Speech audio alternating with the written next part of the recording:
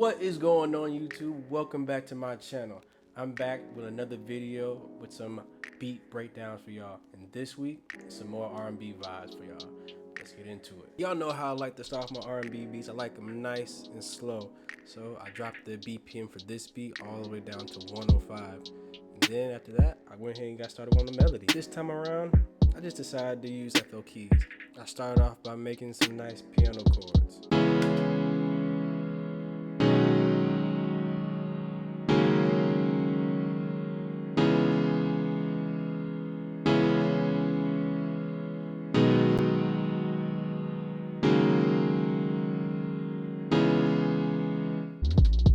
I pretty much made the same chords go on throughout the whole, just changed up the second chord, and then I also changed up the third chord on the second half of it, just to give it some variation. The thing about this one is, when I first made this melody, these chords, I wasn't really in love with it, but I figured I might as well keep it going, see if I can turn it into something worthwhile. And that's what I did. After I made the chords, I sent it to a mixer channel, added on some effects to the effect rack VST, the goated, turned on the analog chorus,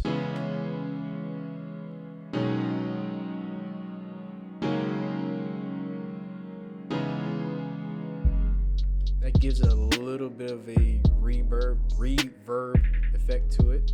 I lowered the output just a little bit so it wouldn't be too much, but just enough to fit in. The next effect I've added on was the RC20 retro color.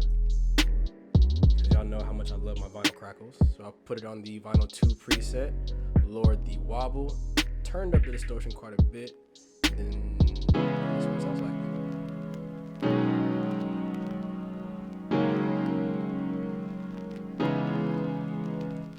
So you slightly hear the vinyl crackle, and you hear how it's wobbling just a little bit, just to give it a little bit of personality. Next, I added grow speed just to give it a little bit of movement. Went to the sidechain preset, and I just turned up these knobs just a little bit.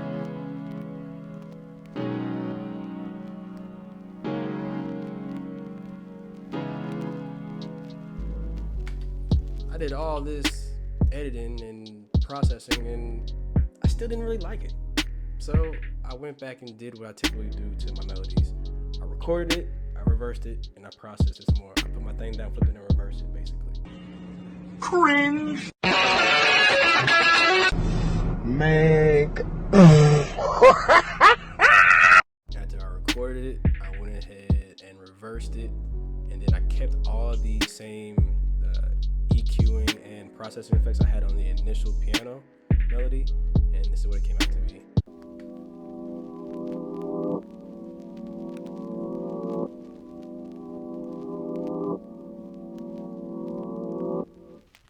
After I heard that, I'm like, you know what? That's the one. That's the one. It's crazy how you might think you have a bad idea, but the more you play around with it and change it up a little bit, you end up finding something you like. So I chopped it, I reversed it, kept the same mixing, processing effects on there, and I also raised the pitch up 340. I also raised the pitch. I can't talk right. I also raised the pitch 340 cents, and that's how you got it to sound like this.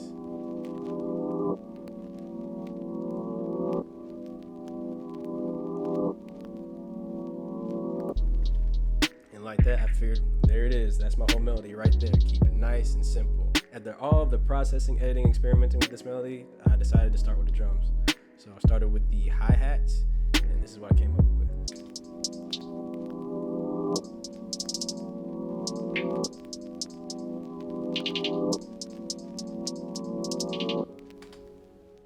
Sounded pretty good to me. It created the vibes, gave me a nice little bounce, and like I always do with the hi-hats, I lowered the velocity for some of them just so it wouldn't be the same stagnant for every single one. The next thing I did was add the claps and the snap all together.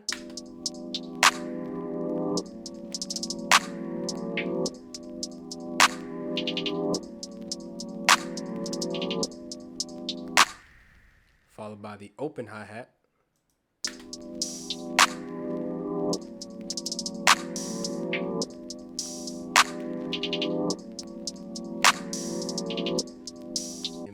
after that, the kick.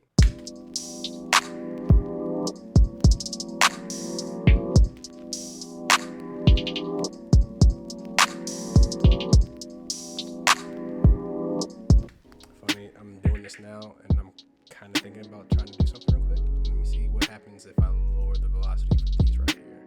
Just because curiosity killed the cat. I'm curious.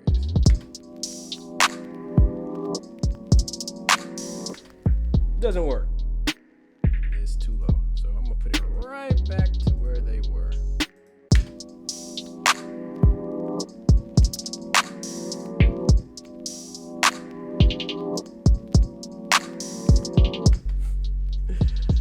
The next thing I did was went ahead and added the 808s.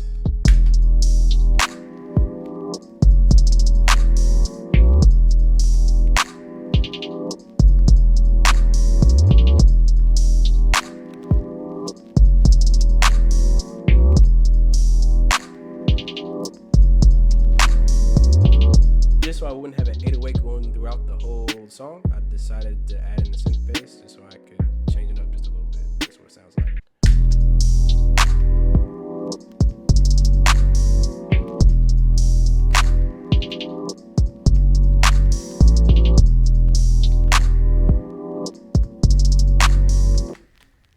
And that's that. That is the whole beat.